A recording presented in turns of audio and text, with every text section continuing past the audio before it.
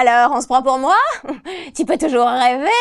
Il faudrait que tu passes des mois dans les mains d'un maquilleur professionnel pour atteindre la perfection absolue de mon visage. Salut, je suis Céline Mauge, je suis comédienne entre autres de doublage. J'ai doublé Meredith dans Grey's Anatomy, Alex et Mandy dans les Totally Spies et Mystique, Jennifer Lawrence dans X-Men. Ah ouais, Hartley, c'était c'était vraiment un truc. Non, je pourrais pas, Denis. Pas question. Mais pourquoi ça? Je pourrais jamais monter sur scène et jouer la comédie devant tout le monde, t'es dingue. C'était une nana gothique qui avait des pentagrammes, on dit, autour du cou. Enfin, c'était un peu atypique, le personnage, j'aimais bien. C'est fou cette histoire de Totally Spies. 6 saisons quand même, et une à venir. Combien d'années après? 12 ans. On voulait vraiment amener notre patte. Et je pense que c'est ça qui a fait le succès des Totally Spies en France. C'était bien qu'on garde notre côté un peu franchouillard, en fait. Ils m'ont donné le permis de conduire de justesse et ils voudraient que je pilote une fusée. La folie, on n'a même plus besoin de la tester sur les Totally Spies, elle est là non-stop. Quand elles se font louper, quand Jerry les appelle, bim, une poubelle s'ouvre et là c'est... Ça continue et on arrive en bas. Bonjour Jerry, sympa la descente. Les situations nous amènent la folie et si t'es en dessous, si t'es pas au niveau de délire de l'image, ben de toute façon ça marche pas, donc il faut y aller quoi. Et des fois ce qui était chouette c'était quand j'avais Mandy et Alex dans la même boucle, ça pouvait être alors les bécasses, comment ça se passe? Mais Mandy, vraiment tu pourras arrêter de nous traiter de nom d'oiseau. Un long métrage sur Mandy, alors c'est le pendant Beach de Clover. Comme c'est mignon. Si seulement ma nounou pouvait me faire mes sandwichs. Tu sens que c'est devenu vraiment un personnage populaire, elle aussi, quoi. Alors, on se prend pour moi? Tu peux toujours rêver.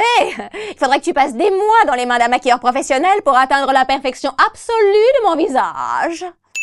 Oh, qu'est-ce que t'es bien quand tu fais ça, qu'est-ce que t'es bien quand tu sors de là, quoi. T'as lâché des trucs, tu vas dire, ah ouais, j'ai le droit de crier, de délirer, de dire des trucs débiles, enfin, c'est génial. Mais vraiment, ça devrait être, ouais, obligé, quoi. 10 heures par jour. Tu fais pas ça, t'as une amende. Je pense que ce qui a fait le succès de cette série, il y a 3 nanas, elles peuvent sauver le monde. Ça faisait du bien. C'était quand même il y a déjà un paquet d'années et tout, donc je pense que c'était cool pour les petites filles. Puis peut-être que les petits garçons, parce qu'il y a vachement de petits garçons qui regardaient aussi, ils étaient reposés d'un seul coup.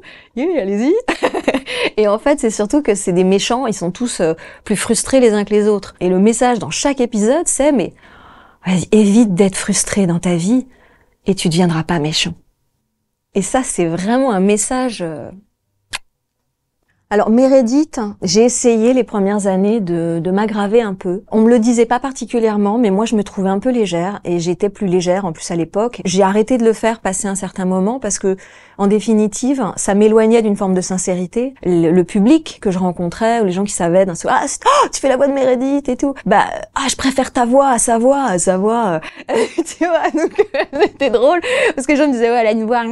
Tu veux savoir ce qui m'est arrivé, toi?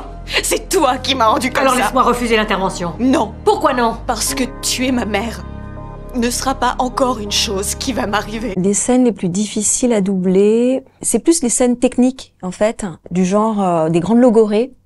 Et alors, particulièrement sur Grey's Anatomy, les mots barbares de médicaments, d'opérations, d'organes que tu découvres que t'as dans le corps. Parce que et donc là, quand tu dois enfiler dans la même phrase, me demande pas de t'en sortir, me demande pas de te faire une phrase type, c'est pas possible. Et donc faut vraiment démouler, comme on dit, donc faire parfois plusieurs fois pour le dire avec naturel et que ce soit genre c'est mon métier, qu'est-ce qu'il y a?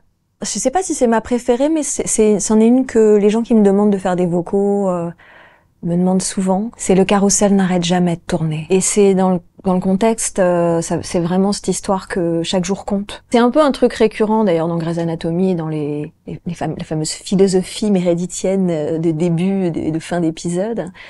Après, il y en avait une que j'avais bien aimée aussi, c'était pour se débarrasser du nombre. Le meilleur moyen, c'est d'allumer la lumière et d'affronter ses peurs. Et c'est vrai que c'est souvent des phrases comme ça qui... On est là, ouais, super.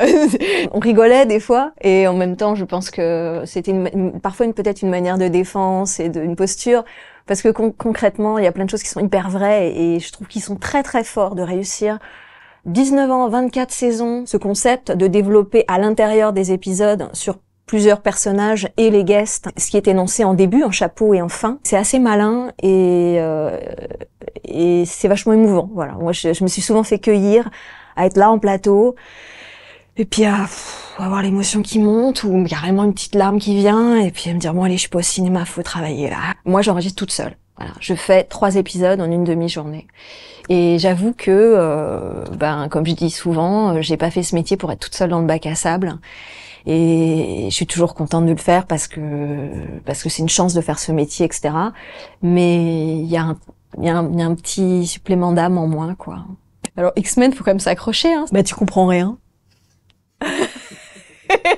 Les remontées dans le temps, on va dans le futur. Pardonne-moi, Charles.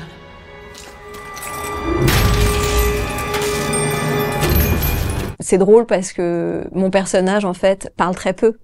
Elle est souvent là, Jennifer Lawrence, mais elle parle assez peu. Donc toi, tu viens, tu fais un petit cachet sur un gros truc.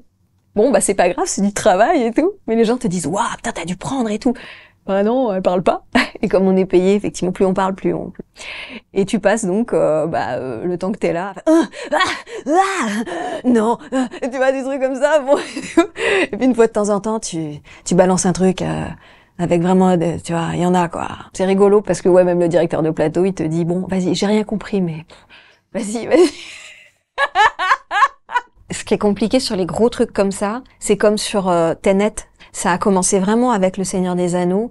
C'était voilà, il faut protéger quoi. Il y a un truc, c'est gros, il faut pas que ça fuite. Donc nous, c'est pas très pratique pour nous de travailler comme ça en fait, parce qu'on sait pas du tout où on est. Il y a plein de choses qui passent dans l'invisible, dans la voix en fait. Et puis ou même si t'es en extérieur, on te demande de parler plus fort. Par exemple. Bah là, même l'ingé son, il sait pas toujours quoi. Est-ce que c'est pas un peu contre-productif bon. C'est un débat, mais après, je peux comprendre leur flip, quoi. Colmini